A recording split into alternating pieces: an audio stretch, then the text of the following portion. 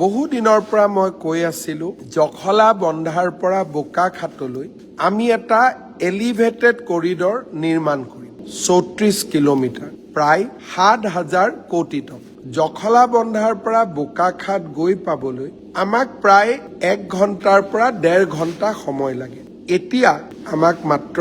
আধা ঘণ্টা সময় লাগিব অৰ্থাৎ উজনি অসম আৰু গুৱাহাটীৰ মাজৰ দূৰত্ব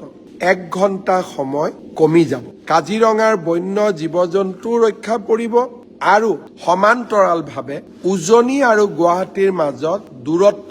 1 ঘণ্টা কমি যাব অসমবাসীৰ কাৰণে ই এটা অত্যন্ত আনন্দৰ দিন হ'ব যেতিয়া মই এই আঁচনিখনৰ কথা কৈছিলোঁ বহুজনে ফেচবুকত মোক উপলুঙাও কৰিছিল যে আগতেও আপোনালোকে মেট্ৰোৰ কথা কৈছিলে অমুকৰ কথা কৈছিলে তমুকৰ কথা কৈছিলে মই যি কৈছো তাক আজিলৈকে আখৰে আখৰে পালন কৰিছো আৰু এইবাৰো এলিভেটেড কৰিডৰৰ কথা মই কৈছিলো ই বাস্তৱত ৰূপান্তৰ হ'ব এটিকলি দুটি পাত যাৰ জৰিয়তে অসমৰ চাহ শ্ৰমিকসকলক 200 বছৰীয়া সফলভাৱে উদ্যোগটি পৰিচালনা কৰাৰ বাবে আমি অভিনন্দন জনাম এই কাৰ্যসূচীটো আমি অহা 25 জানুৱাৰী তাৰিখৰ পৰা আৰম্ভ কৰিম মুখ্যমন্ত্ৰীৰ আত্মনিৰ্ভৰ অসম আঁচনি যাৰ জৰিয়তে ৭৫,০০০ যুৱকে 2 লাখ টকাকৈ আত্মসংস্থাপনৰ সুবিধা পাব আৰু প্ৰথম কিস্তিত 1 লাখ টকা লাভ কৰিব 6 ফেব্ৰুৱাৰীৰ পৰা এই পুঁজি আমি বিতৰণ আৰম্ভ কৰিম মুখ্যমন্ত্ৰীৰ জীৱন প্ৰেৰণা যাৰ জৰিয়তে এই বছৰ গ্ৰেজুৱেট পাছ কৰা ষ্টুডেণ্টসকলক আমি সহায় কৰিম এই আঁচনিখন আমি 10 ফেব্ৰুৱাৰী তাৰিখে আৰম্ভ কৰিম জীৱন অনুপ্ৰেৰণা ৰিচাৰ্চ স্কলাৰসকলক যি আমি এককালীন অনুদান আগবঢ়াম সেই এককালীন অনুদানো আমি 11 ফেব্ৰুৱাৰী তাৰিখে আগবঢ়াম আনহাতে ফাৰ্মাৰ প্ৰডিউচাৰ কোম্পানী FPC সকলকো আমি এটা উদগনিমূলক অনুদান আগবঢ়োৱাৰ বাবে ঘোষণা কৰিছিলোঁ এই আঁচনিটো আমি 15 ফেব্ৰুৱাৰীৰ আগতে সম্পূৰ্ণ কৰিম 20 ফেব্ৰুৱাৰী তাৰিখে অসমৰ অৰুণোদয় হিতাধিকাৰীসকললৈ আমি 8,000 টকা এককালীনভাৱে আগবঢ়াম অসম চৰকাৰৰ সকলো নিযুক্তি অহা 10 ফেব্ৰুৱাৰীৰ ভিতৰত আমি সামৰণি মাৰিম নিৰ্বাচন যিমানেই ওচৰত আহিছে লাহে লাহে ৰাজনৈতিক বিতৰ্ক বা ৰাজনৈতিক আলাপ আলোচনাও ৰাজ্যখনত নিশ্চিতভাৱে বাঢ়ি যাব কিন্তু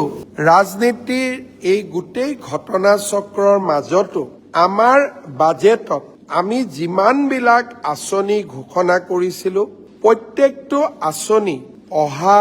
20 ফেব্ৰুৱাৰীৰ আগতে আপোনালোকৰ ওচৰলৈ লৈ আহিবৰ বাবে মই সংকল্পবদ্ধ কাৰণ যোৱাবাৰ অসমত 27 ফেব্ৰুৱাৰী তাৰিখে নিৰ্বাচনৰ দিন ঘোষণা হৈছিল স্বাভাৱিকভাৱে 27 তাৰিখে নিৰ্বাচনৰ দিন ঘোষণা হলে তাৰ আগতে আমি আপোনালোকক প্ৰতিশ্ৰুতি দিয়া প্ৰত্যেকটো আঁচনি বাস্তৱত ৰূপায়িত কৰিব লাগিব আমি আমাৰ দায়িত্বসমূহ নিষ্ঠাৰে সৈতে পালন কৰিম ফেব্ৰুৱাৰী মাহত আমাৰ ৰাজ্যবাসীয়ে আৰু কেইবাটাও নতুন নতুন উপহাৰ লাভ কৰিব গুৱাহাটী উত্তৰ গুৱাহাটীৰ মাজত বহু প্ৰত্যাশিত কুমাৰ ভাস্কৰ বৰ্মা সেতু আমি ফেব্ৰুৱাৰী মাহত প্ৰধানমন্ত্ৰীৰ কৰকমলেৰে উদ্বোধন কৰিম ফেব্ৰুৱাৰী মাহৰ ভিতৰত চানমাৰী আৰু বামুণী মৈদাম নুনমাটি গুৱাহাটী ক্লাবৰ উৰণ সেতুখনো